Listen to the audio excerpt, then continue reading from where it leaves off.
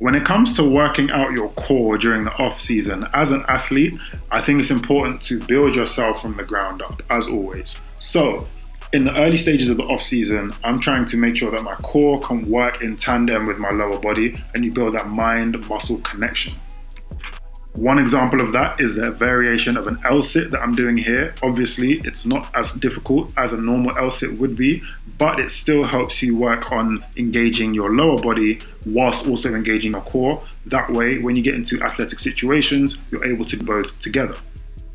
Another key component is to regain control of your posture, because you spent a whole season taking on a whole load of impact, whether you play football, American football, basketball, doesn't matter what sport, you spent a long season training and playing. You need to make sure that you can realign yourself. So I use this reverse crunch variation to be able to work more on the posture on the way down, where you can see my hips and my back are touching the floor, but you're still also getting that lower body incorporated into the core movement. So it's the same principle. And that's what I would do early on for my core workouts in season.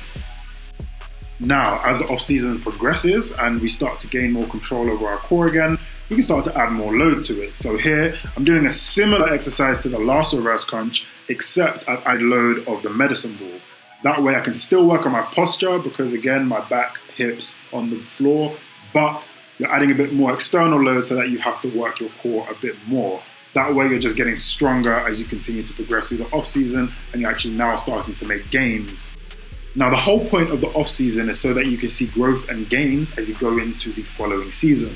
But if you don't give your body the proper rest and recovery, as well as time to adapt to the work that you're doing, then you're not going to see the improvements that you want to. So I like to use isometric exercises as a way to deload from the heavy work you do in previous phases of the off season. So here you can see I'm using an isometric dead bug hold. You're still able to add load to a core exercise, still able to work on the posture, but it's not as difficult on the core because you've done the previous work before. And I would do this in between each phase of your off-season workouts.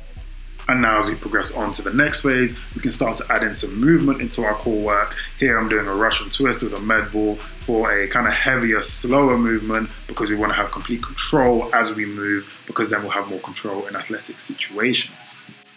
But we can also add in some aesthetic work as well, because at the end of the day, when you are training your core is just something that does tend to look good, right? So I will add in something like an oblique lean here with a weight so that you can start to get that tapered V shape, but it also does help with some anti-extension type work as well. So there's still athletic benefits to it, but my main reason for doing it is for the aesthetic, because it's the off season, you want to come in a little bit better than you were previous season. And finally, as the season gets closer and closer, we want to start moving faster and faster, getting more explosive so that we can be explosive in the game situations that we're going to experience very soon. So here I'm doing a core acceleration / deceleration drill to be able to work on that. So there you have it. That's how I would train core in the off season. Leave a like, comment, share, subscribe. I'm going to be coming with a couple more off season workouts before I head into the in season workouts, as the season is approaching soon. So I'll do some upper body, lower body and plyo.